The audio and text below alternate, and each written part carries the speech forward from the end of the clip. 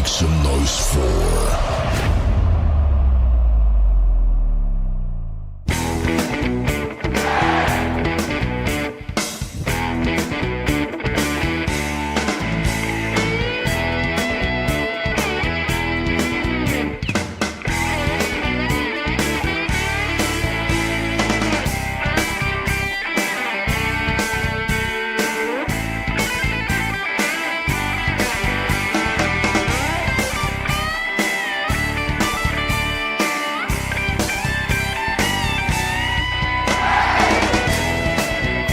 I told him when I come back, we're going swimming.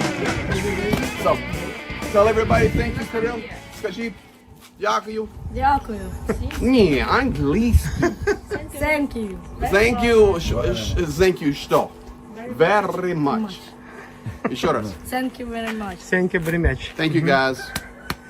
Future president of Ukraine right here. All right.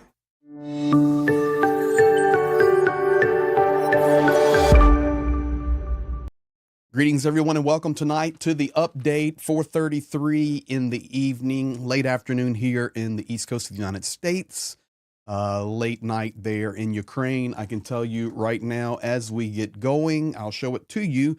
I'm expecting about 150 shaheeds to fly tonight. Right here, you can see it already spreading across from the east to the west.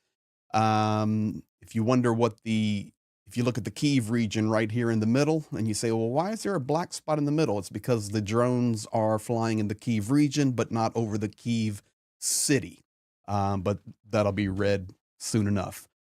These big cities like Kyiv and also Kharkiv city, they'll block them out because they're such massive, massive places. So we'll keep an eye on that. The other night when we were live with Professor Gertis, we had really good information that it was going to be a big strike that night, and unfortunately it did happen. So, you know, a lot of you guys that are new, because the channel is growing, and first of all, I want to say thank you. Thank you to Dunk on You 23.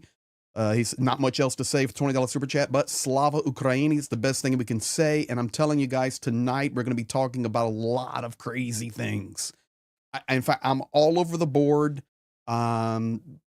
And I've tried to make it as logical and lay it out as logical as possible, because we just have a lot of chaos. I called the the title, the good, the bad, the ugly. I really wanted to call it the good, the bad, the clown.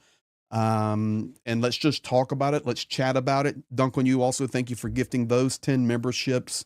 For those of you that are new and you see that intro, there at the end of that intro, there's a video clip of Kirill. And I want to start tonight with this. Kirill, whose home has already been leveled to the ground, and we support Kirill. In fact, one of our legends in here in the channel, Papa Dutch, has done a lot to support Kirill with personal things, and more has come, and I'll be getting that to Kirill. I want you to think about this for a moment, just as we start. Wonderful, wonderful kid, a volunteer, helps his nation like crazy. I've highlighted him so many times. If you're new, you can go and look at the old videos. But I just want you to understand maybe a little bit of reality. If a forced capitulation took place and Ukraine had to give up those 4 regions, Lugansk, Donetsk, Kherson, and Zaporizhia, that would change Kirill's life completely. Of course, I would never tell anybody where Kirill lives, but you can figure it out for yourself. It would change his complete life. And that is one example of millions, but you can see that young boy there, Kirill. So that's where we're going to start tonight. And I know, I'm sorry, I already have to say forgive me to Blonde Bombsheller. I did not know that when I used a clown that it would be a devastating event for her. So just close your eyes there, BB, and we'll be dealing with some clowns tonight. But it'll be okay. Tonight, we're going to talk about the chaos that is going on. Of course, we're going to be talking about ideology. If you saw the video that I released 2 hours ago, I wanted to release that as a separate 5 or 6 minute video because people need to understand the Russian viewpoint. So tonight, all my notes are here, everything laid out, and we're ready to go. Lots of video to share. We're going to talk logically and lay it out and try to understand what is going on as we enter into this new week, because we know President Zelensky confirming tonight that he heads to Saudi Arabia to meet the Crown Prince. Additionally, we know that as of right now, the meeting is 100%. Well, we can't say 100% because until it happens, the meeting is still scheduled and on task. I believe the American delegation is already en route, and the Ukrainian delegation is very close, and well, comparatively speaking, to Saudi Arabia there. They will be heading for the Tuesday meeting in Saudi Arabia. I think they actually go with Zelensky and then they stay and he returns. But this is going to be unfolding this week. Additionally, we're going to talk about a little bit of the front lines tonight. Kursk is a serious problem right now. It is not fallen. Ukraine is not retreating, but Russia has put some serious pressure on the Kursk Oblast. Ukrainian heroes are fighting like crazy to hang on to that, and they're not going anywhere. But I'm just going to be honest, it's very difficult. I got the Frontline report in from the analyst that I believe is the most accurate, and I'll show you that on the map in just a minute where the most troubling areas are. Ukraine has done some good things here in the last week or so on a couple of frontline areas. So we're going to be dealing with the chaos. We're going to be talking about that, but I want to start first. Joey T coming, Greg, do you know that Musk threatened to turn off Starlink for Ukraine? We're going to talk about that, Joey, and I'm going to make that clear for you. There's a whole lot of chaos going on. Adam Rounds, thank you for gifting those 5 memberships. Appreciate you so much. Okay, let's start and get going. This may be a little bit longer. I want to start here. So I explained to you about Kirill and about how life would change if Ukraine was forced to capitulate. It will affect, unbelievable. And you say, well, why are you even talking about capitulation? Because right now, we have to talk about this stuff. We can't just ignore it. I'm not a hopium guy and I'm not a conspiracy theory guy, but the reality is, it's a challenge right now. I'm concerned about Duda's comment with Maria Bartiromo, and I'm going to play it for you in just a moment. I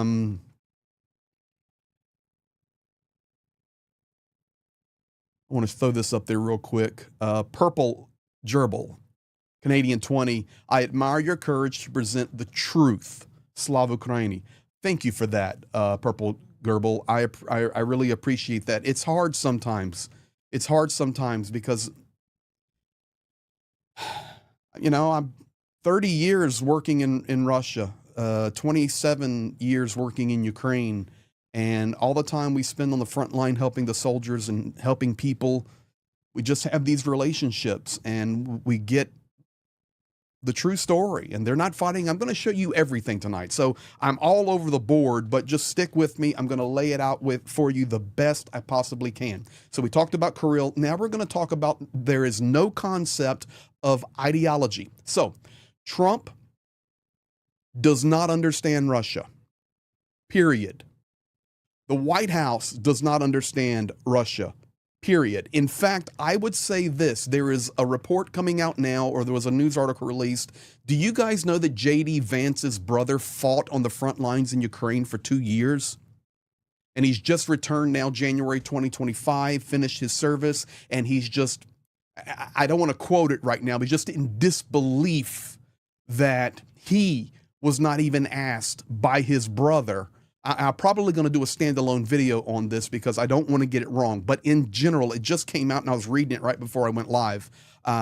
He was not even asked by his brother about the true story that is happening in Ukraine. And this is how I try to change people's viewpoints.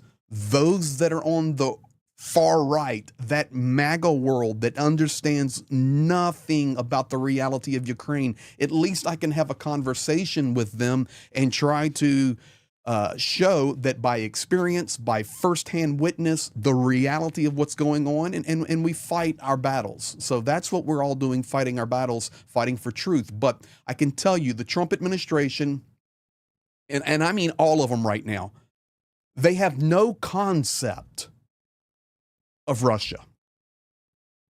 I do not know where they get their information from. I do not know.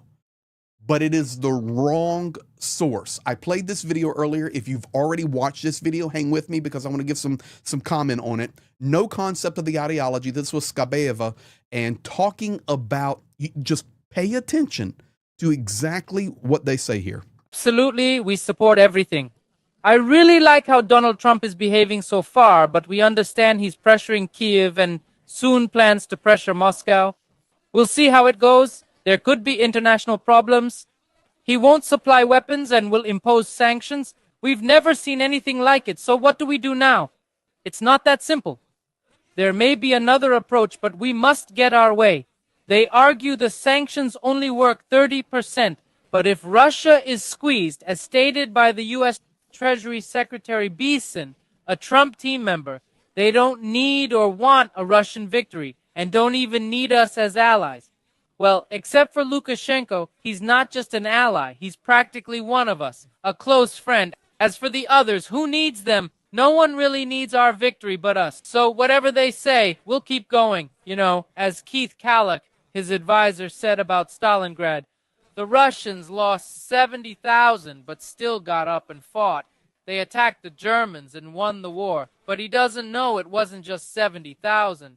Any school kid knows we lost over 1 million at Stalingrad. If he knew that number, he'd lose his mind. You see, they don't really understand Russia yet. We need to show them. The more you push us, the worse it'll be for you.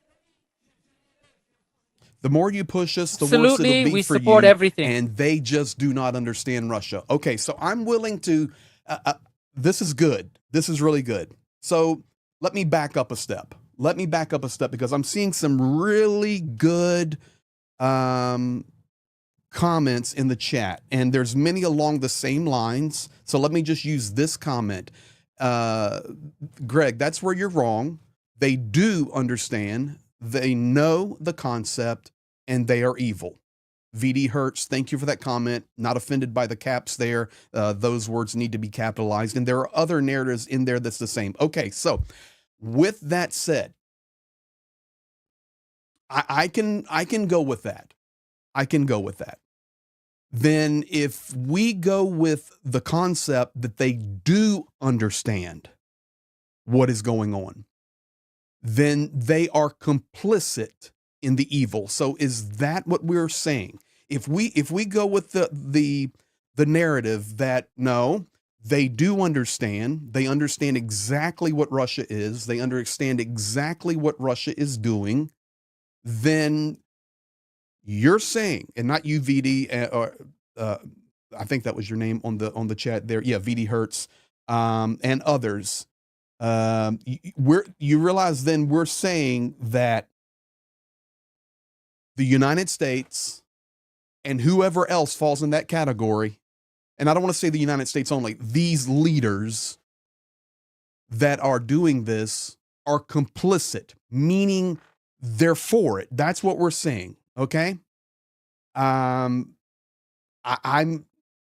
chaos, guys. So that brings me back, though. It brings me right back around to the concept. Then they don't understand the ideology. You understand the chaos? I think Professor Gertis put out a video, and he called it chaos. Because if you really begin to break it down and think about it, okay, if they do understand, then they're complicit. Okay, but if they're complicit, then they really don't understand. And that's where you or you just come to the point where it was said, yeah, they're just evil. That's what we're dealing with. So will we know the answer to that? I think we can see the fruit of the tree, how it bears fruit. And we're going to be talking about that more, but I'm absolutely enjoying this conversation and being live, going back and forth with you guys.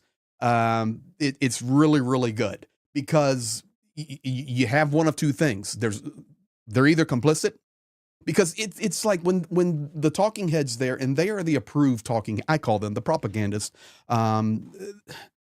when they begin to talk about the ideology that you do not understand Russia, That's the concept that I'm hoping comes along. It's like the Alawites that are being wiped off the map in Syria right now, just erased. The video's out there, the documentation is out there. There's no value for human life. Russia has the same no value for human life. This guy gloated that they lost 1 million people in the Battle of Stalingrad.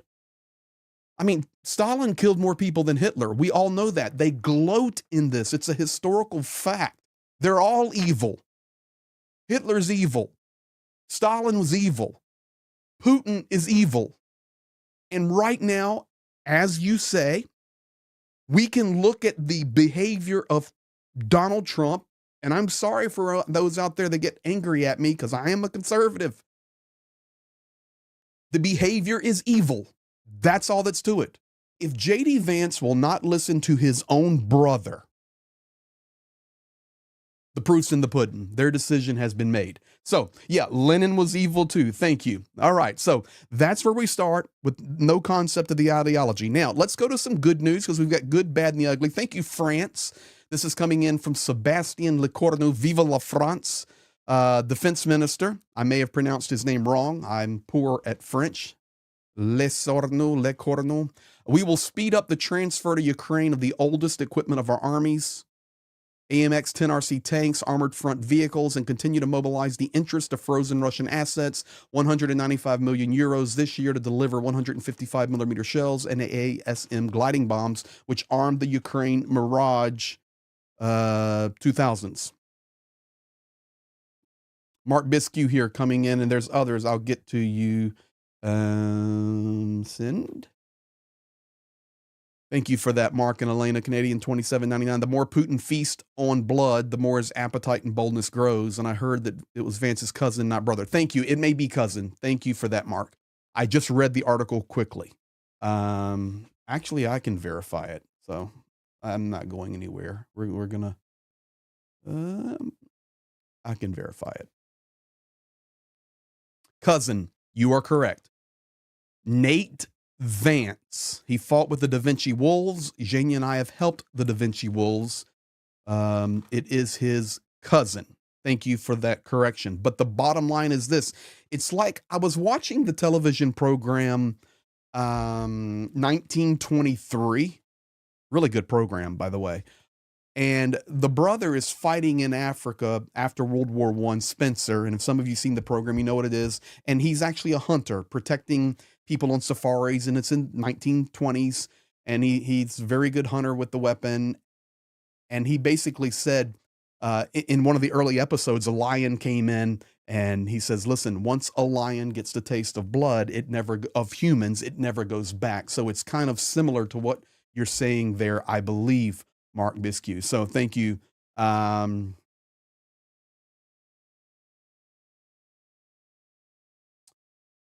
Question in the chat is do you want to defend the prof? Is prof a Trumpist?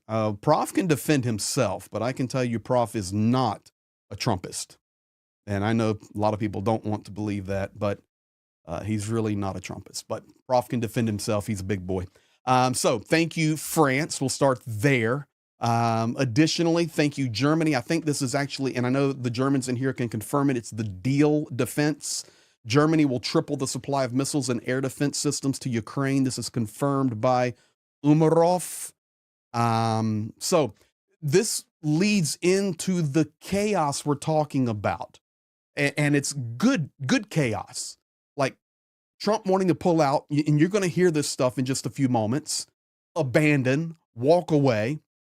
But here comes France with supplies, because you know the technology with the satellite systems, we've been covering it. All the guys you watch have been covering it. It's then the Maxar Technologies was relinquished for Ukraine. I did a video on it to explain to you. If you didn't see that, go back and check that out. Right from soldiers, directly from soldiers, how it affects them personally, not having this technology. And then the news came out that the technical support for F-35 for certain systems was taken away. It's like taking everything away. You know, it's interesting that Trump, I just have to talk straight. So if I offend you, forgive me. But it's interesting that during the Biden administration, we talked about the drip feeding of Ukraine with supply. Supply comes, then 6 months it leaves. It comes, it leaves. But right now, we don't even have a drip feed. We just have no feed. And with the feed that we had, that was not costing anything really, like some technology for a satellite, we even take that away. So there's no way you can, call the pot call the kettle black. That's what we're looking at. But we see all of this, but we see some European nations like France and Germany trying to step up to the plate, supplying. But I'll be honest with you. It's good. It's good, but it's critical right now for Ukraine. And why is it critical for Ukraine? I want to give you a real look inside Ukraine with 2 video clips for the next couple of minutes, and that will set us up for where we're going. We hear all kind of stuff in the media, and I know whatever country you're from, maybe you're in Europe, there was a viewer the other night said, "Hey, I'm in the Philippines."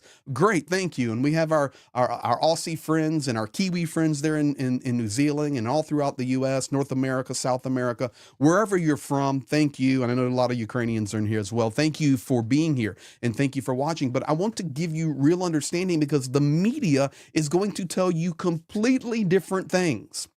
It's not going to show you the reality of Ukraine. It's not in the media. I know you guys hunt for it on Twitter, or you hear on YouTube, or you hunt for it in different places. I think BLUESKY, whatever is out there, you're trying to find the truth, but I'm going to show you the truth. So here's a real look inside.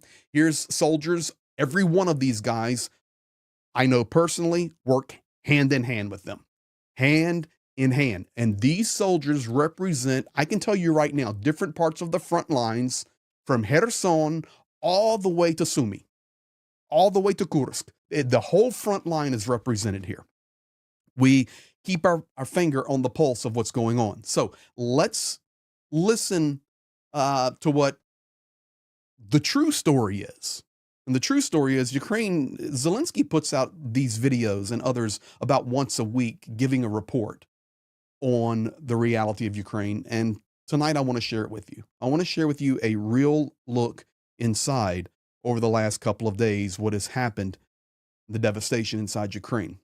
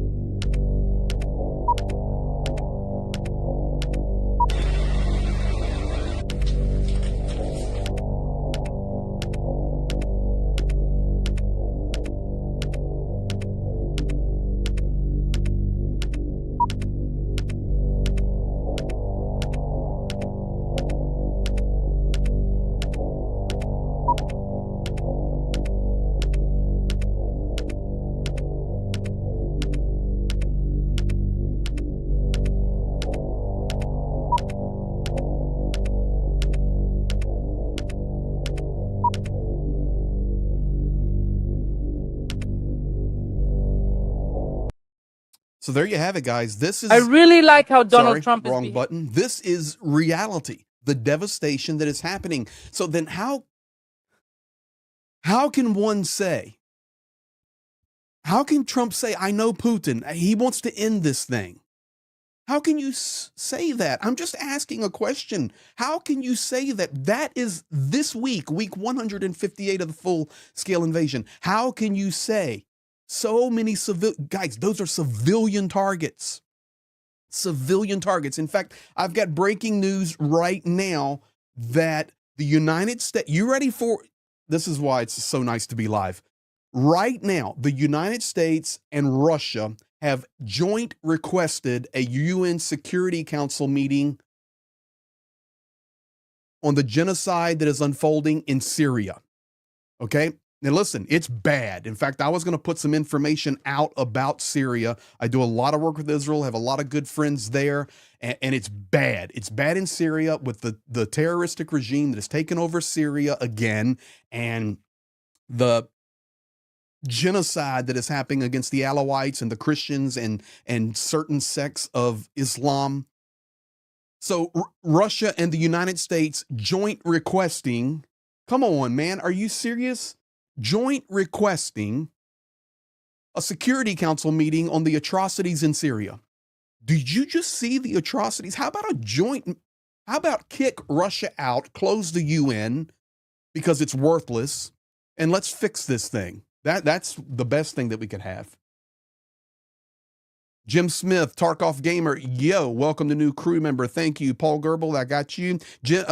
Sparky, 107. I think a ceasefire would be good. Then Europeans can fortify the border for now. 4 years, Trump will be gone. Hope sooner. And Blonde Bombshelter, thank you for gifting 20 memberships. Yeah, Financial Times right now, I don't trust them as far as I can throw them.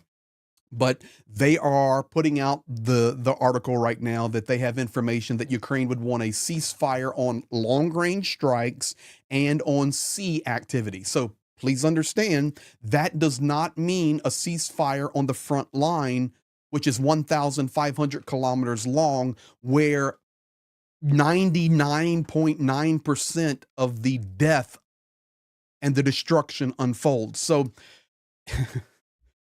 a long-range ceasefire, I'm sorry, just going to give you my opinion from being there so much, will benefit a long-range ceasefire striking long distance and a ceasefire on the sea only benefits Russia. It benefits Russia because they still, of course, they've broken over 25 ceasefires and they do what they want to do, but they will still continue to pound the front lines of Ukraine. And remember, as of right now, Ukraine has lost a majority of their supply and intelligence. So how is that fair? Of course, nothing's fair. How is that good for Ukraine? It's not good for Ukraine at all. So I'm hoping that Financial Times article is actually wrong, as it is many of the times. It would only benefit Russia. Only benefit Russia. And maybe that's what they want. Maybe that's what they want, not Ukraine, okay? The benefit of Russia. It's tough. It's tough right now. And that's why we're calling it the good, the bad, and the ugly. Now, I want to play a video for you guys now, another real look inside. This is a guy, his name is, call sign is Bratchuk, like a personal brother, okay, Bratchuk. I went ahead and translated his statement tonight, and you will see he's using the word brother over and over and over and over. So, I showed you first the real look inside with the devastation from this week. Now I want to show you an inside look, soldier named Bratchuk, who's talking to his brothers around the front lines fighting. We're not going to give up. Here is Bratchuk. Glory to Ukraine. Indeed, today, all positions where ours are in all directions, in all locations, asked how our brothers are doing. They told us how we are doing, what successes we have, what may be going wrong. Glory to Ukraine. Indeed, today, all positions where ours are in all directions, in all locations, asked how our brothers are doing. The enemy is pressing, but we will never give up. This should be remembered by everyone who is involved. It should be remembered by everyone who wants to be involved in the defense forces in one way or another, even if it's just a single hryvnia of help. Don't forget about this. This is extremely important. The night is ahead, of course. I wish everyone the safest night, but we see that the enemy is agitating this night again, attacking again and trying to attack our southern territories, other regions of our country. A huge wish to my brothers from air defense, from mobile fire groups, where indeed our brothers are also working, defending the Odessa sky. Guys, the best and successful hunting, kill them all so they don't bring grief to our people, our compatriots. It's a great honor to serve Ukraine. It's a great honor to serve our people. Let's endure a successful hunt. We'll win. Glory to the nation. And there you have it, guys. I'm trying to give you the real look. That's Bratchuk, and you can hear him, okay? We will never give up. we care about our brothers. This guy is not in Odessa. He's in a different region. And he's sitting there going, I'm thinking about my brothers in Odessa that are fighting, because Odessa every night for the last couple of weeks, unbelievable amount of shaheeds and ballistics that have been put on Odessa, the port, the city. It's bad. So he's thinking about it, and he's thinking about the air defense guys, and he keeps calling them brothers and brothers. And then he said, if you guys don't understand, you don't understand. We're not quitting. We're not giving up. And he says tonight is going to be a difficult night. The enemy is pressing. The enemy is pressing in all areas. And if I come back now to this, you can see when we began the stream, we were to here with the air alarm, but now we've picked up Cherkasy region and Vinnytsia region. So we'll see what unfolds even more. But this is what we're looking at. Now, since I'm here, let me give you a quick look on the front lines. This is the Institute for the Study of War map. Probably one of the ones I trust the most, to be honest. And I just want to come up here and look at one area. This is the Suja. This was the Kursk invasion that Ukraine did, and I'm outlining right now where they held at their maximum. And I'm just gonna be honest, Russia pushing extremely hard. What they're trying to do, guys, is break this line right here. It's no threat right now of an operational encirclement, none of that. Don't believe the propaganda, don't believe that media, but that's what they want to do. They want to cut off Suja because it's the largest area. It's where Ukraine really fortified. So they're trying to break that line. And this is the way that Ukraine comes and goes. It's not OPSEC, it's open knowledge. I will also tell you that there is multiple confirmed reports that Russia has now invaded and taken over one little village right here. It's not even changed on ISW's map, but it's right here. The DRC has been coming across this border many, many times, very heavy.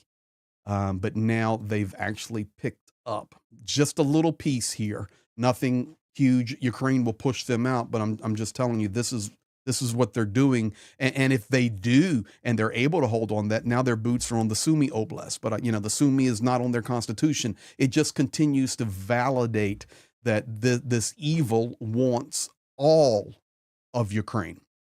So that's what's happening on the Suja front there. I can also tell you guys, since we're here, we just have a good Sunday, longer live stream. Let me back it out.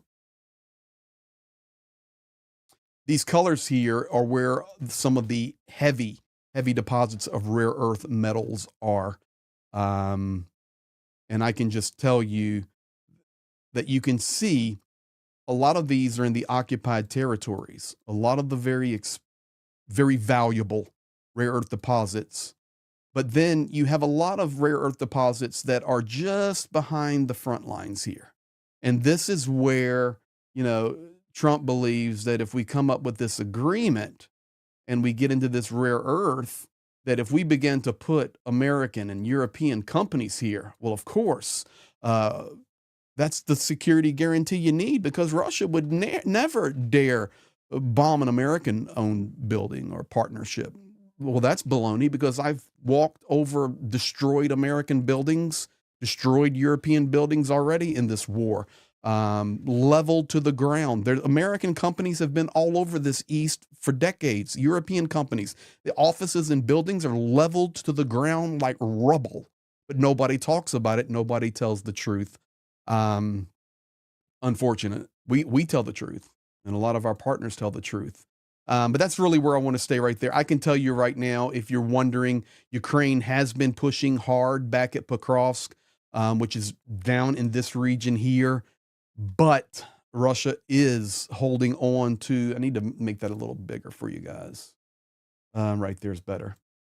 Into to Pokrovsk. Ukraine has been able to counterattack a little bit, but guys, they just don't have the supply. And Russia now, once again, expanding their control of the highway that connects Pokrovsk over to Konstantinivka and pushes back to Dnipro, Pavlograd. If you're wondering where the huge strike 2 nights ago was in Dobropilia right here. You can see how far back that is. And I did a video about it.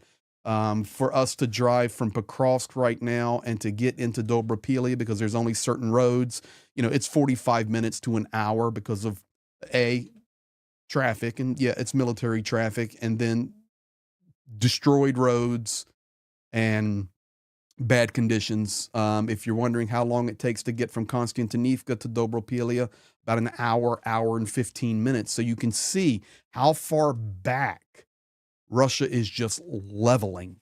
And this was just a terrible strike. Other than that, Ukraine doing some counterattacks in towards Toretsk, and that's good. And they're holding okay right now in Chasiv Yar, which is right here. But the reality is Russia just continues pressing the meat grinder. They do have an advantage, for example, in shells, drones. Ukraine is defending their country with drones and doing an amazing job. Not only that, they are doing a lot of offensive activity with drones. And I know we talk about that all the time, but this is where we're at right now. So you can see that just cut off in Zaporizhia. So the Shaheeds are moving through this way. But we'll keep back on it and checked. So there you have the real look inside. Let me get back over here where I was. Let me catch up on a couple of things here. Papa Dutch in the house tonight, the legend. I was talking about you earlier, and Kirill. And thank you, Papa Dutch, for your care and love for Kirill and his family.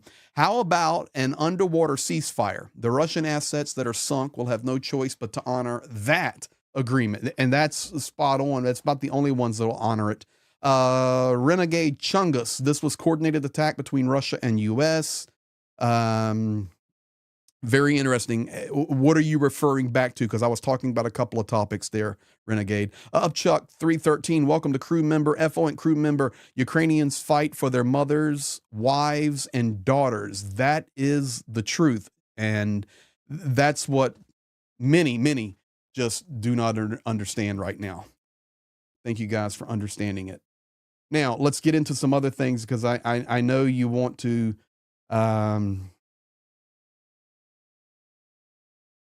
Autism is unstoppable. Thank you for that very kind comment. Ukraine needs more guys like Greg advocating for them. Every other pro-Ukrainian influencer just comes off as a Redditor or neocon.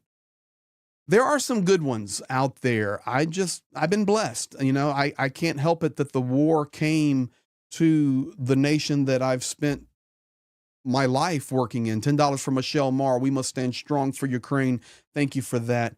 I can't help it. This is my course in life right now. And we fight until victory, but I'm a firm believer that the best support comes for Ukraine when the truth is understood. That's why, I'm not going to put out a crazy video that says Ukraine wiping Russia off the map. They're not. In fact, early in the war, when Budanov, and he changed his rhetoric really quickly, but when he was saying we'll be in Crimea by April, he was trying to rally the Ukrainians, and because it was such a difficult start to the war. But he changed that narrative, and I'm thankful for it, because it's just not real.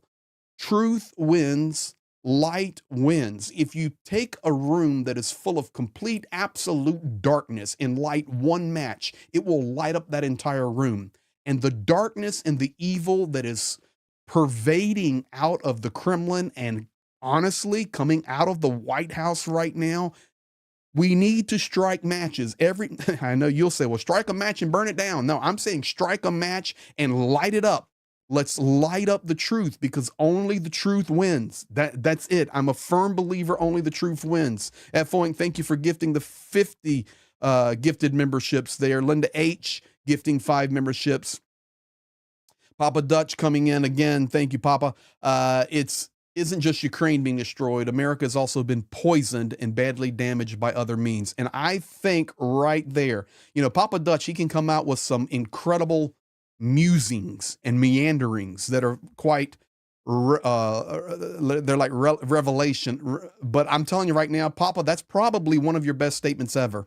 It's not just Ukraine being destroyed. I like this. America has been poisoned and badly damaged by other means. I think we all can agree with that, no matter where you stand politically and socially. And if you remember, who's very good at poisoning? The Kremlin, Vladimir Putin. Those are the guys that like to use poison. And the poison has been flowing for decades and decades and decades. All right, now let's continue. Right here. Kursk, I just shared with you that. Very, very, very difficult. We went over the front. And now I want to talk about a couple of things. There's no place for arrogance. Blonde Bombsheller, my apologies.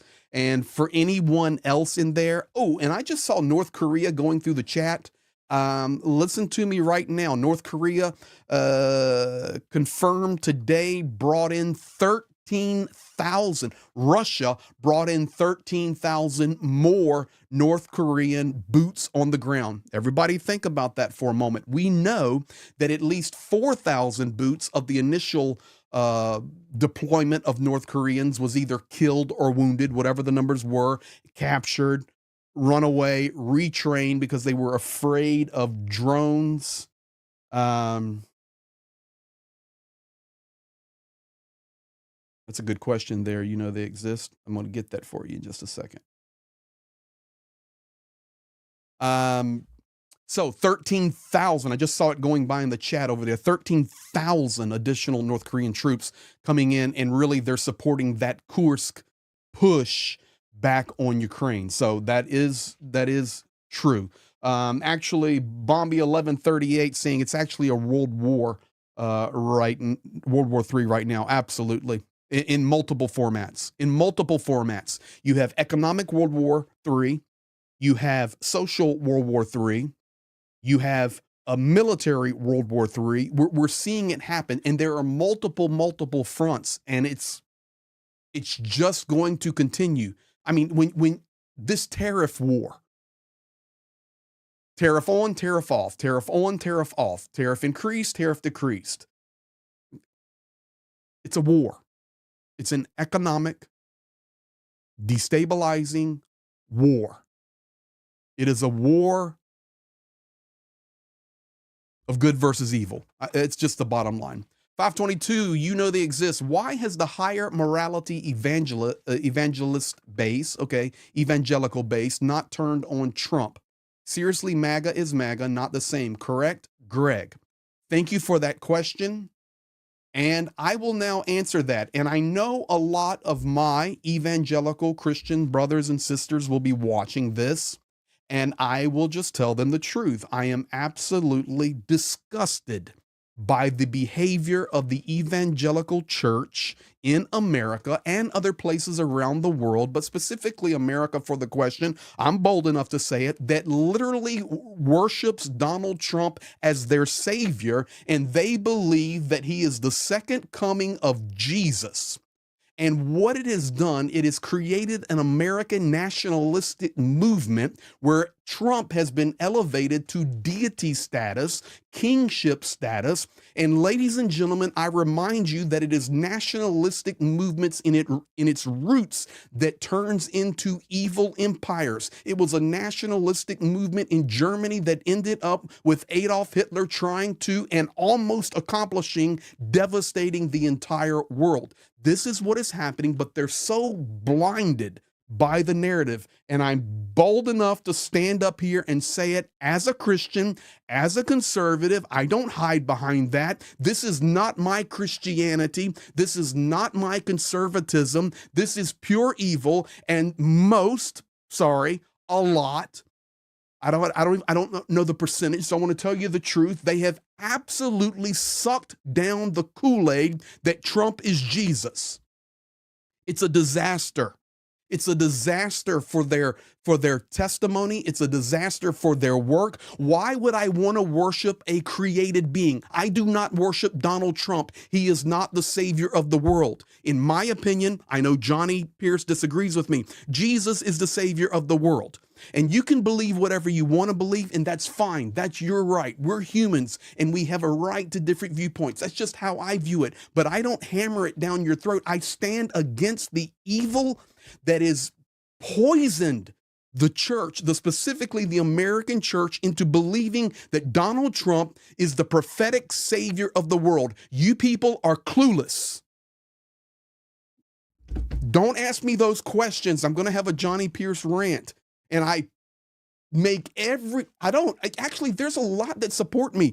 A lot of conservative Christians, they call and say, Greg, thank you for saying that. I don't know how to answer it. And I don't care about ruffling feathers anymore. Ukraine is being wiped off the planet. The world is on the edge of a serious World War III that would be unbelievable devastation. It's not fear-mongering, it's reality. Because Donald Trump doesn't know how to deal with Vladimir Putin. That's it. Donald Trump doesn't know how to deal with Vladimir Putin. And Vladimir Putin is so evil, he'll push the button. Remember when he dropped the Oreshnik on Dnipro? Ladies and gentlemen, if he had had warheads on that, it's over. He did it. It's proven. And he will arm it. Kim Jong-un will launch a rocket. He doesn't care. The Ayatollah Khomeini doesn't care. And we're talking right now, if you want to take it deeper, you go make my live stream be longer, that's okay. Iran right now, enriching their uranium. They're very close to nuclear weapon, being able to put a warhead on up to 16 pieces. And of course, Trump with his rhetoric coming out saying, well, Iran, you're warned. We're coming after you. What's going to happen when the F-35s roll over and start bombing Iran? What's going to happen? It's not 1990 again. It's not 2000. It's not 2010. Right now, we have Turkey talking about they potentially will put troops inside Ukraine. This world is in absolute chaos.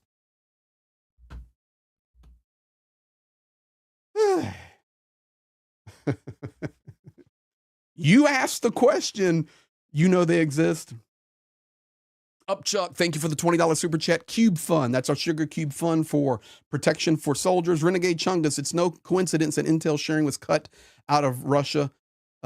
Saved a month worth of missiles. This was coordinated effort between Trump and Putin. I completely agree. Adrian, thank you, my dear friend from Europe, Switzerland, gifting 50 memberships. Such a huge supporter of Ukraine. Thank you. All right. If you have an aversion to clowns, close your eyes for a minute. There's no place in this world for this type of arrogance. And I'm just going to show you this. And I will complete the story because I want you to know the truth, because Elon Musk came back. Herbert's Rampa, thank you for buying that coffee. Slava Ukraina. Elon Musk tweeted, I literally challenged Putin to one physical combat over Ukraine, and my Starlink system is the backbone of the Ukrainian army. Their entire front line would collapse if I turned it off.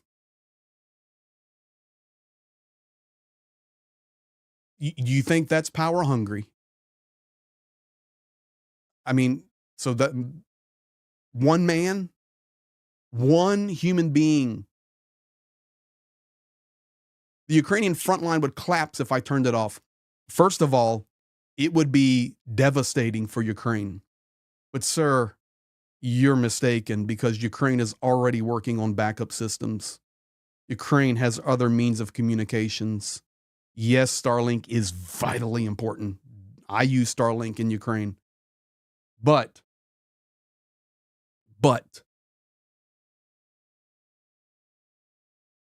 the arrogance. The Polish replied, Starlinks for Ukraine are paid for by the Polish Digitalization Ministry at the cost of about $50 million per year. The ethics of threatening the victim of aggression apart, if SpaceX proves to be an unreliable provider, we will be forced to look for other suppliers. Then Elon Musk replies, "Be quiet, small man. You pay a tiny fraction of the cost, and there is no substitute for Starlink." I have such a problem with "be quiet, small man." It's just, Graham Campbell, you are 100% correct. Trump and Musk really underestimate how tenacious and ingenious Ukrainians are, and I'll get it off of the clown. Now, let's finish out that story. You guys got it. It's just pure evil. It's disgusting. Elon Musk replies back to somebody else, and I didn't put that one in there. Exactly. To be extremely clear, no matter how much I disagree with the Ukraine policy, Starlink will never turn off its terminals. Thank you for buying another coffee, Herbert. Bless you. I am simply stating that without Starlink, the Ukrainian lines would collapse as the Russians can jam all other communications. That is not true, first of all. We would never do such a thing or use it as a bargaining chip. One of the things that it's not operational security, guys, but I want you to know that on both sides, the Ukrainian side and the Russian side, much like World War II, there's a lot of hard lines that are physically run in this war. Now, of course, the Starlink and the satellite technology and the internet is most important, but right now, you know, we have Musk coming back saying, I would never do such a thing or use it as a bargaining chip. Now, I'll tell you, I don't believe him, but he has said it, so we shall see. Lindsey Graham continues to be in chaos. Blonde Bombsheller with a $20 super chat. Greg, breathe. And also, no more clowns. The clowns are done. Thank you, BB. Linda H, $10 super chat for the Sugar Cube Fund. Thank you. B Lady Apparary, $20 super chat. Did you or Gertis get my email about Elena from Ukraine who is in the USA? She was interviewed in the bomb shelters there on TV and has to get back to Ukraine. B Lady, I have not seen that, but I have hundreds of emails since the channel exploded in growth over the last week or so. I have so many emails. I am drowning. So I will get to it. And I will also check with Prof. Gertis as well. So Lindsey Graham chaos. He's coming out today saying that he's going to introduce a bill next week on new sanctions against the Russian Federation. If they don't agree to a ceasefire and peace talks with the administration, we have to impose hellish sanctions on them. And I will introduce a bill on that next week. Herbert, thank you again. He's loving seeing that. You know what, Herbert? Here, this is just for you. Slava Ukraini.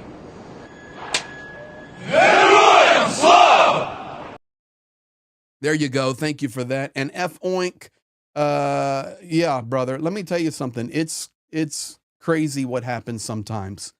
I've had it with US-based services. YouTube is censoring my super chats. See, Greg Terry Discord, today was not the first time this happens. I will check the Discord, and thank you, F Oink, my friend from Hungary. Lindsey Graham with the chaos, man. If they don't agree, this is crazy because it was literally on February the 14th where Lindsey Graham said Zelensky's the greatest leader on the planet, and if I've got to go to war with somebody, I'm going with Vladimir Zelensky. He's doing an amazing job. It was 2 weeks later when he fell under the poisonous trap of the Trump narrative and saying, we can't trust that guy. He's a bum, da-da-da-da-da. And now coming back again, now he wants to put these huge, hellish sanctions against Russia next week if things don't work out. I mean, these guys change their opinions like they change their underwear. It's unbelievable. So this is what Lindsey Graham was saying. I've got the video for you here. We're trying to integrate our economies We're trying to make sure that Ukraine has value to the American economy, a win-win situation. They're the richest country in Europe in terms of critical minerals, which is the oil of the 21st century. So doing a deal with Ukraine is beneficial to both countries. It's not extortion. Wouldn't it be nice to be able to do a deal with Ukraine where we can make $500 billion in the critical mineral space for our own economy, give them money, help them develop their resources so they can grow their economy and defend themselves? That's not extortion. That's a good business deal. And to all these Democrats who are worried about this deal, what the hell did you do to deter Russia from invading Ukraine? What did you do after Russia invaded Ukraine? Pretty much nothing. President Trump's going to end this war justly. We should do this critical minerals deal. We should keep arming Ukraine and providing them intelligence until a ceasefire. And we should tell Russia, if you don't engage in ceasefire discussions, we're going to sanction you. We got to put pressure on both sides to get them to the table to end this war. But the minerals deal is a win-win. So there you have it. He's flip-flopping back now. Zelensky's the greatest. Zelensky's terrible. You know what? We need to sanction Russia with hellish sanctions, and we need to supply Ukraine with military armament supply and intelligence services until we can get this thing to the table. Sir, I mean, really, what is going on? These people change nonstop. Boop, boop, boop, boop. And then everything is blamed on somebody else. You know, he goes right away, and you'll hear it in a minute where Trump's going to blame Biden. And I know you don't want to hear it, but there's certain things in it I want you to hear so you have the narrative correct.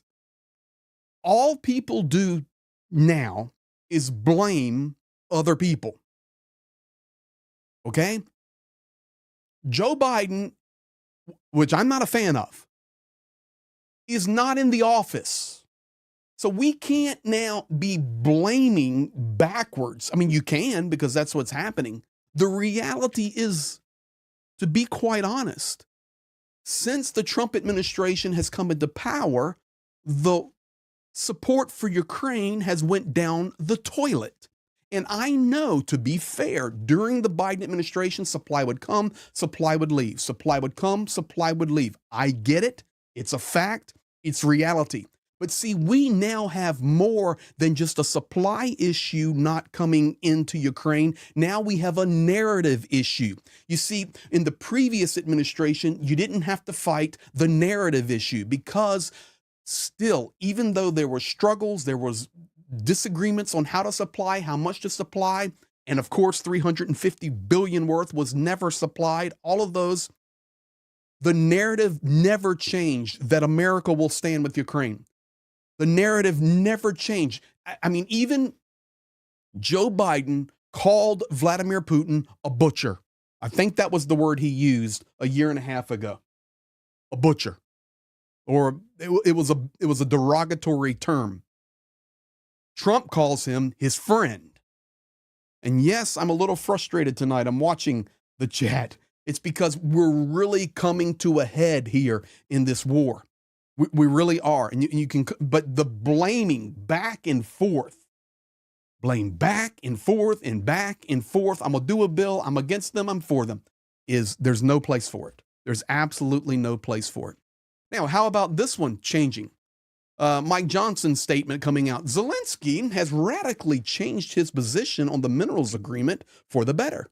Speaker of the U.S. House of Representatives Johnson said, I'm very grateful and pleased that Zelensky has changed his mind in the last few days.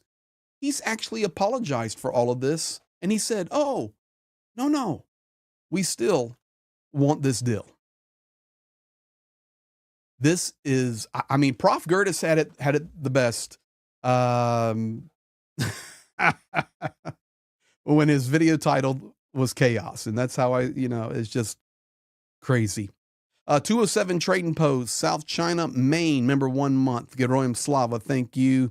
F. Oink, Hungarian Frank 400. Trust a guy with a girl's name. That's referring to Lindsey Graham. Cody Powers, thank you for the $10 super chat there. Graham and others are just opportunists and blame gamesters. Our only hope is the supporters of Ukraine find grit and get angry enough to be heard, and our calls are answered. And to that, Cody Powers, beautiful. Слава Україні! Герой! Exactly. Great, great statement. Well said, Cody Powers. Thank you. All right. Now, Papa Dutch from U.S. Navy training. Anyone can point out a problem, but a true leader will point out solutions. Exactly. Prof. Gertis in the house. I've been defending you today. I haven't. I said you're a big boy and you can defend yourself. Papa Dutch, thanks for Taipan. Okay, Papa Dutch, you sent that book to me, and I sent it on to Prof. Gertis as you asked. Thank you for the coffees there, Herbert. So just Papa Dutch, that's good for you to see right there. Prof. Gertis has the book. Now, let's talk now about Duda on security. This, I'm gonna lay the stage here for you guys because we've been going an hour already. Duda on security. This is a picture of the president of Poland, the prime minister. On the left is Duda. On the right is Donald Tusk. And Duda was interviewed by Maria Bartiromo. And Maria Bartiromo is also the same lady that interviewed Trump today. So I just want to lay that out there. Listen, she asks very good questions. Very, very good questions. So let's look first. And you need to hear this, guys. I'm not even going to just listen to Duda. And Duda is a friend of Ukraine. And Poland is an ally of Ukraine. But here's Duda. You believe that Europe is capable of offering meaningful security to Ukraine, which Zelensky said has to be part of any ceasefire? I would like to believe it, but experience to date shows that this has not been the case. Since the beginning of the war, the European Union had bought so many different types of fuel from Russia that 2,400 F-35 fighters could be bought with that money. I repeat again, 2,400 F-35 fighters. This shows that, in fact, Europe is still very dependent on Russian foreign energy. Now, the question is whether it is possible in this situation to provide Ukraine with really effective military assistance. I have serious doubts about it. Okay, guys, that's not Greg. That's not Prof. Gertis. That's not Donald Trump. That's not Vladimir Putin. That's not Rutte, NATO. That's Duda, the president of Poland. I have concerns that Europe can provide what is necessary. He didn't say no, but he has concerns. And this is some of the narrative backflow that flows into Moscow and into Washington. Trust me on that one. This is some of the informational backflow about Europe. And there you have Duda himself saying it. Papa Dutch sending a message back to Prof. Gertis. Check out the next one. Noble House is still 100% accurate, if not so more these days. $20 super chat from Purple Gerbil. Canadian. I remember when NATO mobilized to save Poland in the late 1980s. I was there. The USSR backed down. Purple Gerbil, you are stating the exact truth, and it's what I've tried to share from the beginning.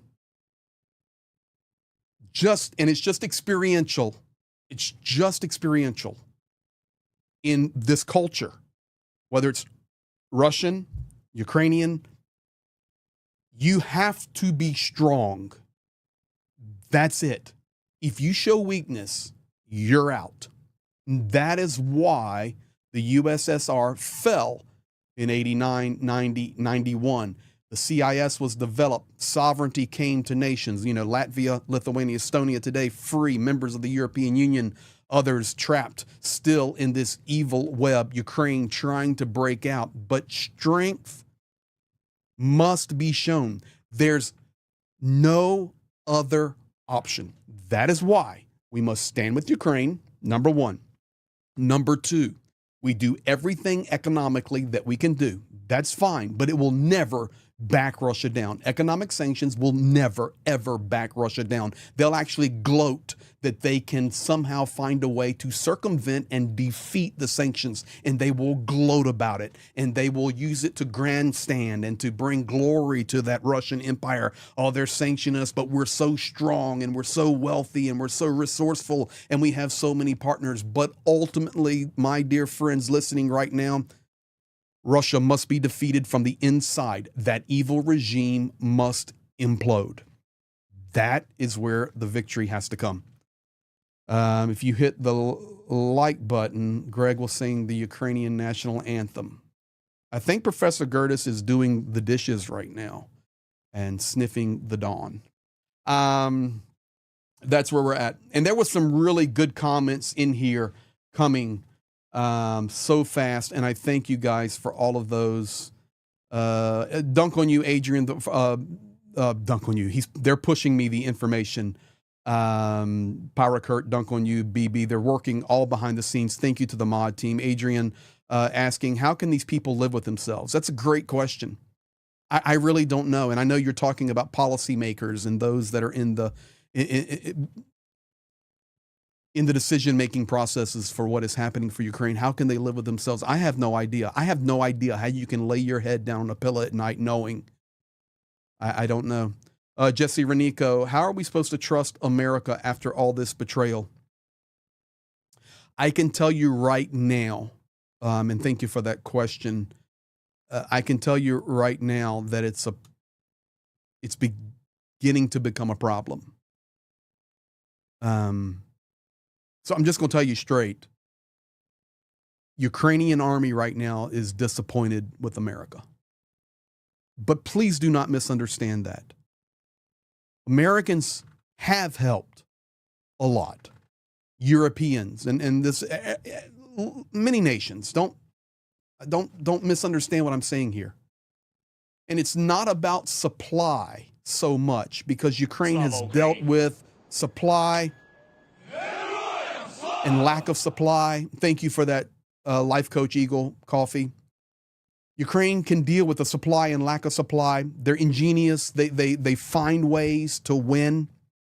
But the thing that is hurting Ukraine the most right now, the Ukrainian soldiers, the Ukrainian volunteers, those on the front lines, those throughout the country, those in Kyiv, those around the world who are Ukrainian patriots, what is hurting them the most is the rhetoric, the lies, the verbal abuse, the verbal misrepresentations, the verbal attacks, the lies about the money, the $350 billion, which is not true, which just continues, the lies about how much support President Zelensky has, the appeasement of Russia, the allowing of Trump team members to go in and discuss politics with former presidents and former presidential candidates behind the back of the president who is trying to lead his country to victory and stand and unite the world. That is what is hurting the Ukrainian people to the core of their hearts. It's not about a missile. It's not about a patriot. It's not about a drone. It's about the rhetoric coming out of people. That's what's hurting them the most. It's demolishing their spirit. It's demolishing their heart. And it's just so painful. They can deal with the supply, man. I'm telling you, they're amazing heroes and fighters and warriors. We can fix the supply. But you really struggle if all you hear nonstop is how evil you are, how corrupt you are, how bad you are, how great Putin is. Putin actually is the one that's right. That is what is killing them the most. Papa Dutch, $5 super chat. If you hit the like button later on, you can tell that you watched this one. Thank you, Papa Dutch. That's perfect. Dunk on you, $20 super chat. Donald Trump has betrayed the foundations of the United States' existence. He has betrayed the world. I agree with you, Dunk. And I know, you're one of my mods. We have similar viewpoints on a lot of things politically. But it's ridiculous. We're the leader of the free world, man. The leader of the free world. You cannot allow a dictator and a terrorist. You cannot say he has all the cards. What negotiating school did you go to? My son could negotiate better than that. He's 17-year-old high school kid football player. He could negotiate better than that. You don't say the enemy has all the cards unless he's not your enemy. Lil Miz, 10 quid. Greg and Prof, thank you for all your hard work as always. Slava Ukraina. Yeah, Sam, I love that too, buddy. Zelensky said, we aren't playing cards. Exactly.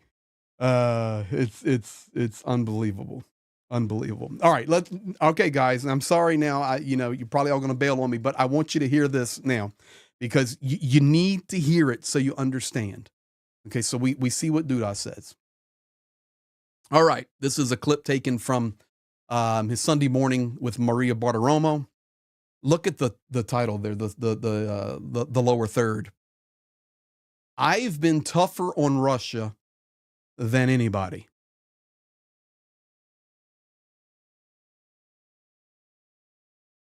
Your audio is not cut out. I'm just letting you process that. F Point, go get your puke bucket, please. I've been tougher on Russia than anybody. Okay. Really? All right. Ladies and gentlemen, I'll take his picture off because I know it bothers a lot of you. You need to understand the next 3 or 4 concepts. If you'll stick with me another 10 minutes, and then we'll get to our Sunday evenings or Monday mornings, wherever you're at, and I will say thank you. Thank you for being here and supporting, helping the channel grow. Thanks, Prof has been in here. This week could be a potential game changer for this war in Ukraine that has not only been going 3 years plus, but 10 years. Okay? This week, there are a lot of things that potentially could happen in regard to negotiations, in regard to the Kursk offensive. It's tough up there. And when you have a leader that says, I've been tougher on Russia than anybody, and it's just not the truth, it doesn't start the week off well. But as we go along this week, I encourage you to educate yourself. This is the narrative that Ukraine is fighting against. This is the Ukraine. I see Prof is still here. So here you go. Buckle up, Prof. This is the rhetoric that Ukraine is fighting against. Here's the first one. Zelensky took money like taking candy from a baby. He took money out of this country under Biden like candy from a baby. It was so easy with that same attitude. And I just don't think he's grateful. We gave him, in my opinion, $350 billion. Europe is in for $100 billion. We gave him $350 billion, and he's talking about the fact that they have fought, and there's a bravery because somebody has to use the weapons. But without those weapons, don't forget, I was the one that gave him the javelins that was able to knock down all the tanks. Obama gave nothing. Look, if I were president, that would have never happened. You wouldn't have had Russia going into Ukraine. You wouldn't have had the whole situation with Hamas and October 7th. It would have never happened because Iran was broke. They had no money. They weren't giving it to Hamas or Hezbollah or anybody else. You would have never had the worst evacuation anyone's ever seen, which is Afghanistan. All right, so there you have it. I know you're puking. I know you don't like it, but you need to hear it.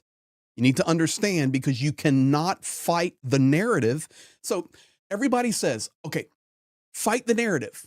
Stand. Contact your representative.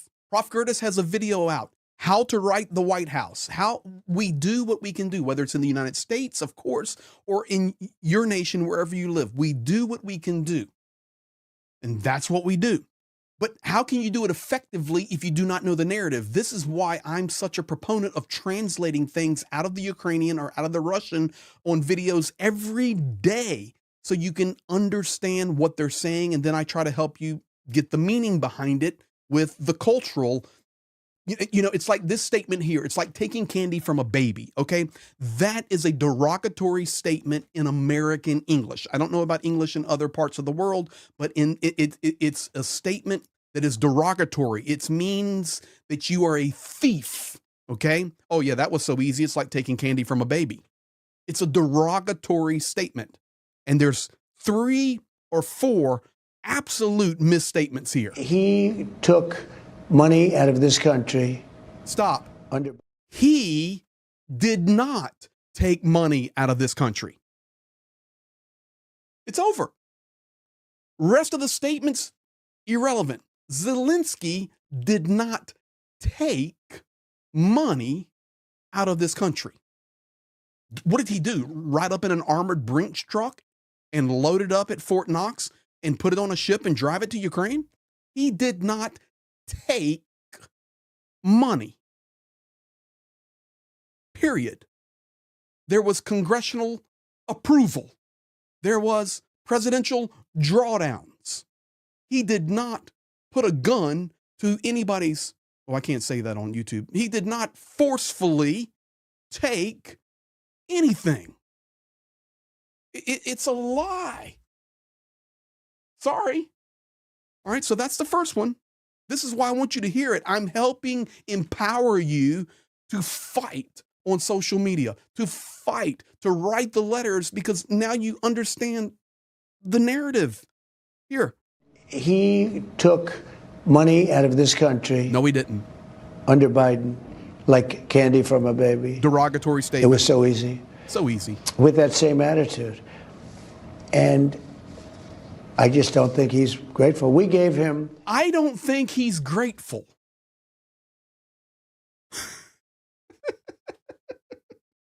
I don't think he's grateful. Onion Starfire, thank you for gifting the 50 memberships. You don't think he's grateful? What have you been watching? What have you been listening to? The man's country is being destroyed. I mean, guys, can you imagine the pressure Zelensky is under every night? The pressure. A war-torn country, and you are basically put up on a cross as a sacrifice because you're not grateful. You took money. Okay. In my opinion, $350 billion. Europe is in for $100 billion. My opinion, $350 billion. So, number one, Zelensky took it.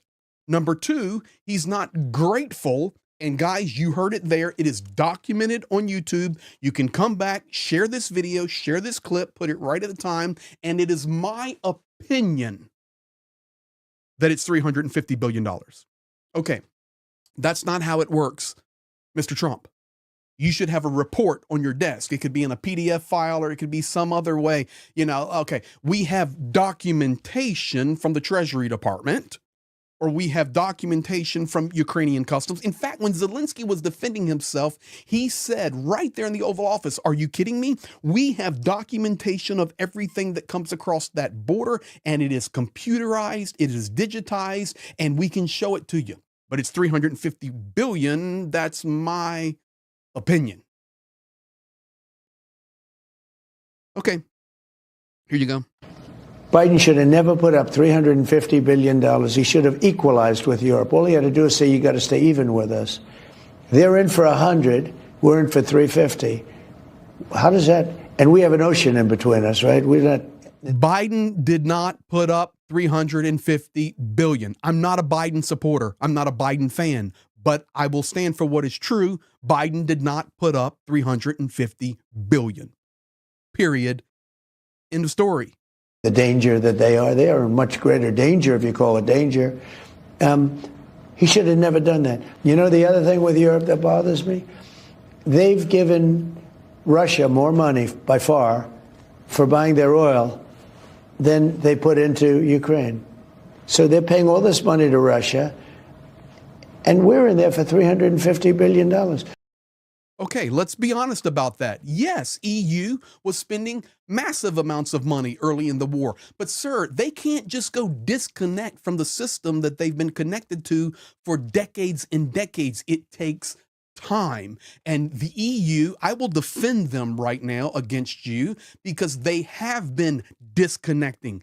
The pipeline, once the contract was fulfilled, Ukraine through gas transit to Ukraine, it was cut off. They actually did something ethical and fulfilled a contract even to their own detriment. You just don't turn off the tap. There's a system. And the European Union, were they slow maybe, dragging their feet on it? Yes. But who would have ever imagined that in March the 9th, 2025, we'd be on the brink of World War III with the discussion of nuclear bombs? Nobody would have imagined that. It's a lie. Plain and simple. Now, I asked in the poll question earlier, and yes, I didn't forget. 982 votes. Do you believe that the United States treats Ukraine the same as they treat Israel? 7% yes, 93% no. For me, I would vote no. So over 90%, 9 out of 10, 9.3. Saying no, not treated the same. I see that similarly. But how about this? Right here. We have all of the ramifications from the worst and dumbest withdrawal in history. Both Ukraine and Israel were both attacked by aggressors. Is America treating both countries similarly? Are they treating the aggressors similarly? I think so. Look, Hope, and yes, I'm not picking it out, but I want you to hear it. So I've got you primed now. Maria Bartiromo, great question. Ukraine and Israel were both attacked heinously. Are you treating the aggressors the same? I think so. You need to hear it because this is how you fight against it. I think so. Okay. Was it just about 3 weeks ago that Donald Trump puts on this grandiose tweet and then they put it all over billboards that if Hamas does not release all of the prisoners by Saturday at noon, we will unleash hell on you. Then he backed it down and, well, Israel will release hell on you. And week over week, we're having a release of dead hostages coming out of Gaza that have been held by Hamas coming into Israel. Where is the hell that's been unleashed? Nowhere. But the rhetoric was there. We'll release hell on you. Why? If it was, I think so, after the missile attack on Dobropilia or after the missile attack or the Shaheed attacks that are taking place right now, the president would stand up and say, Vladimir Vladimirovich Putin, with all due respect, if you fire one more Shaheed, one more missile, put one more airplane in the air, I'm going to bring in the fleet to the Black Sea and we are going to wipe you off this planet and unleash hell on you. That is what would be called, I think so, we're treating them the same. Maybe I'm just wrong, but I don't think so.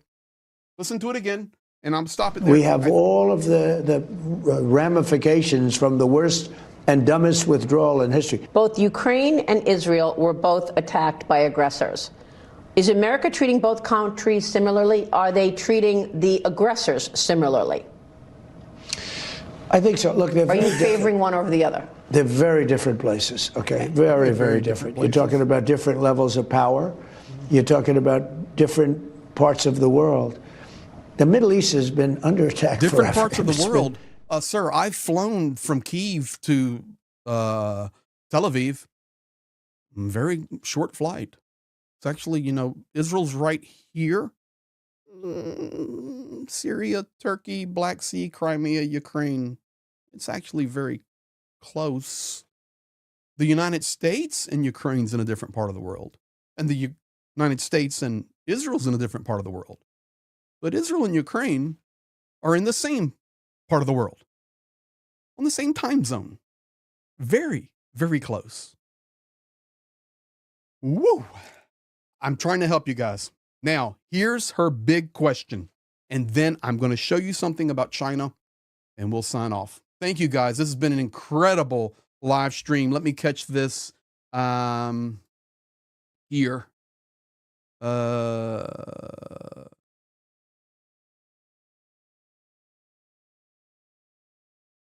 F-Oink, Hungarian francs 1,000. Most oil was bought by Trump's chummy buddy, Orban, Hungary. Yeah, we could go in a whole conversation there on Orban. R, $20. Hi, Greg. Thanks for all the hard work helping Ukraine. Papa Dutch, super chat, $2. Beware, karma never misses. Jose Cervantes.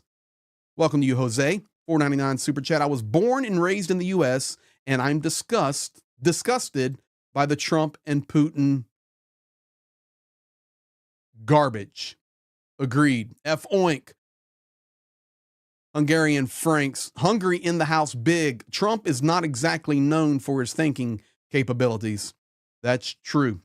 Papa Dutch, $10 super chat. Study this. One of the fundamental tactics of gaslighting is to push a false narrative over and over, even if it's obvious not true, until the victim just says, okay, and swallows it. Yes, and that's what I've been talking about a lot. And I've even talked about it with Prof and others, guys. We've done, cooperative streams against. If you keep telling the narrative over and over and over and over and over, people begin to believe it. Linda S. from Australia, thank you for gifting the 5 memberships there. All right, now, here's the big question, ladies and gentlemen.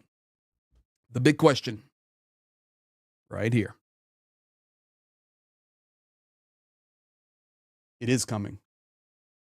Now. Are you comfortable with that? The fact that you walked away and Ukraine may not survive?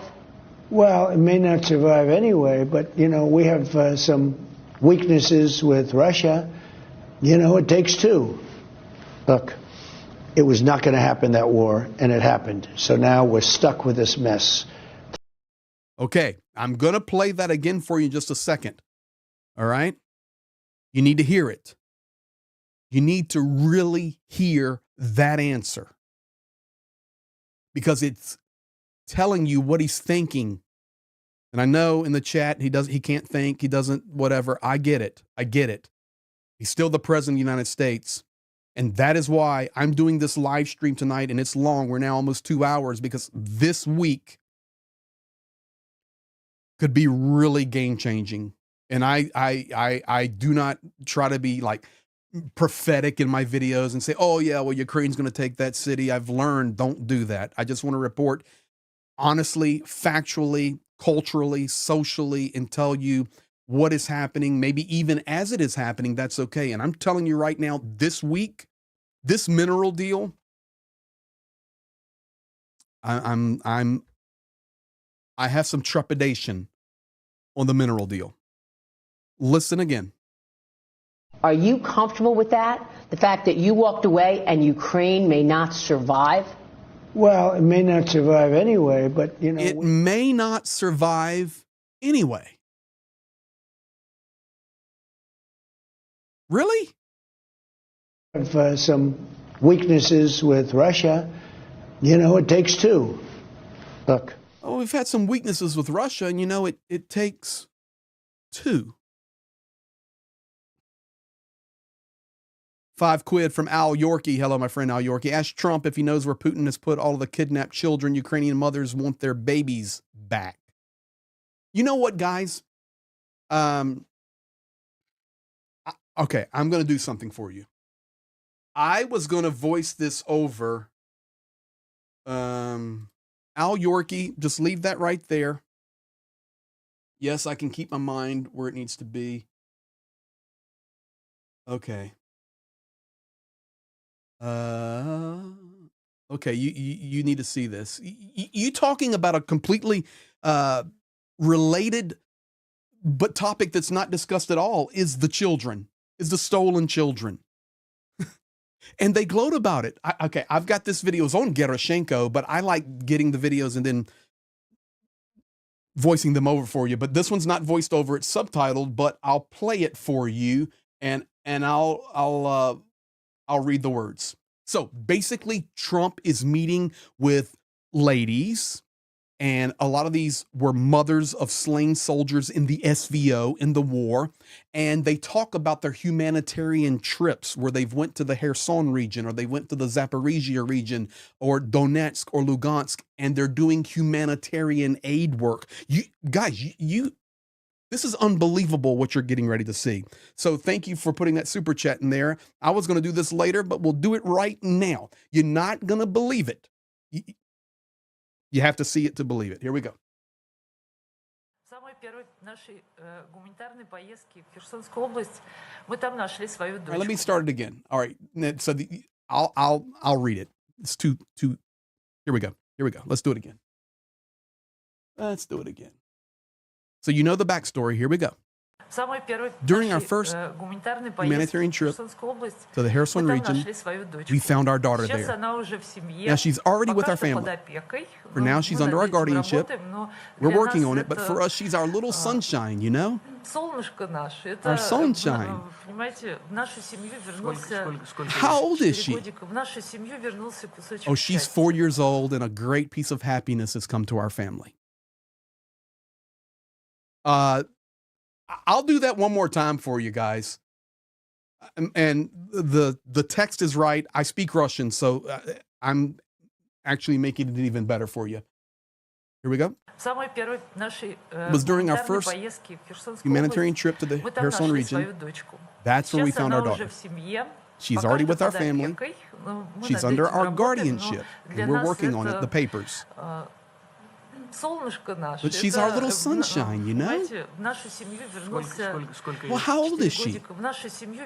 Oh, she's 4, and just a big piece of happiness has come to our family. Seriously, guys? Thank you for that chat that made me think about that, Al Yorkie. B-Lady Apparary, $2 super chat. Is Zhenya okay? Zhenya is okay. Zhenya right now fighting, working on some drone systems, defense systems that we've antenna systems that we're supplying the soldiers on the front line. But I can tell you right now, and Zhenya will watch this tomorrow. I will tell you, Zhenya, it's like I was sharing earlier. Ukrainians right now fighting, will not give up, will not quit, but hurting, just hurting. The words. Honestly, we can deal with the supply and the missiles and the fight and the will to fight and the will to defend. Ukraine ramping up their own production. They're ingenious. But the words, man, the words are powerful and they're painful. So here's a good idea for you. Show as much love as you can. I know a lot of you guys like follow people or whatever. Just share the love. Ukrainians need to see it. And I'm talking specifically the ones inside Ukraine. They need to see it and they need to feel it. Unbelievable. Unbelievable, the need for that. Let's finish up here. I want you to watch this. Coming out today, visa-free travel between China and Russia. Economic partnerships are growing, and they will begin doing, they always do it, but they're doing it more. Joint military operations and partnerships are to increase. Papa Dutch coming in with the $5 super chat. Yes, that is great. Ukrainian children are not exotic pets. That is beautifully stated. That's exactly what that lady sounded like. It was like she went to the pet store and picked out a little poodle. Oh yeah, our little Sonechka, our little sunshine. And that's a normal Russian way of a term of endearment. Because the word for sun in Russia is solnца, and then you personalize it and you make it more personal, like Solnechka. And then it's like I have a lot of fun with soldiers on the front because I always make up words, but they know the meaning of it. Like when I go to a Ukrainian soldier, and it's like the video I showed you earlier, and I call them brother, brat. And instead of just saying brat, I will always, bratushka, and I feminize it and I make it very like princessa, Solnechka, very terms of endearment. So Papa Dutch, you're right. It's like I went to the pet store and picked up a pet. It's unbelievably horrible. And it's happening every day, guys. Now, if you do not sleep. And I'm closing out now, and we'll be done. Thank you for being here so long. I'm just so grateful. So grateful. Thank you to the mod team. You guys have done an amazing job tonight. Thank you for all the gifted memberships. Thank you for all the super chats. Thank you for the communication, the back and forth. Prof was in here. We've had an incredible time learning together. But you better pay attention to China. You better pay attention to China. In October, China's top military vehicle brand, Dongfeng, was reborn. This auto city and truck capital has supplied over 400,000 military vehicles, dominating active service. Zhou Zhongsheng witnessed the warrior vehicle's evolution from first to third generation. The main difference in the third-gen warrior is its leap in tactical mission and technical performance, pioneering a uniquely Chinese light protective vehicle development path. Since 2002, China developed basic, protective and improved warrior series. Now, it's built a 4+1 platform for mobility, protection, firepower and info, supporting light, agile units. With superior performance, the third-gen warrior outclassed world-class military vehicles. Look how many, guys. Dongfeng warriors serve in disasters, space rescue, joint drills and peacekeeping, wherever needed. I'm telling you, we better keep our eyes on those relationships.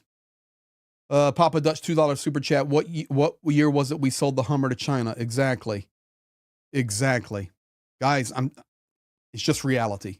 It's just reality of what we're looking at. And this week, we're March the 9th. So make sure, if you're here and you're new, you've subscribed, liked, turn the notification bell on. Thank you for the messages. Thank you for supporting the standalone videos and sharing those. Those are growing like crazy. Thank you for all of our partnerships. But listen, pay attention this week.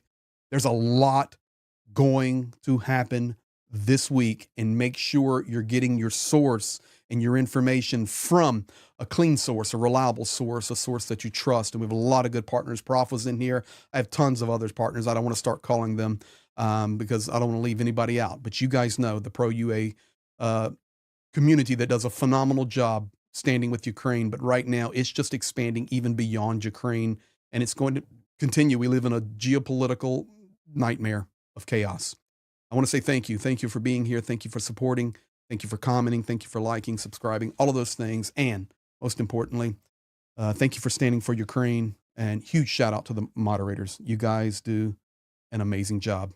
Have a great evening. If you haven't seen the video I posted earlier, make sure you check that out, and you guys be blessed. We'll be back at you tomorrow.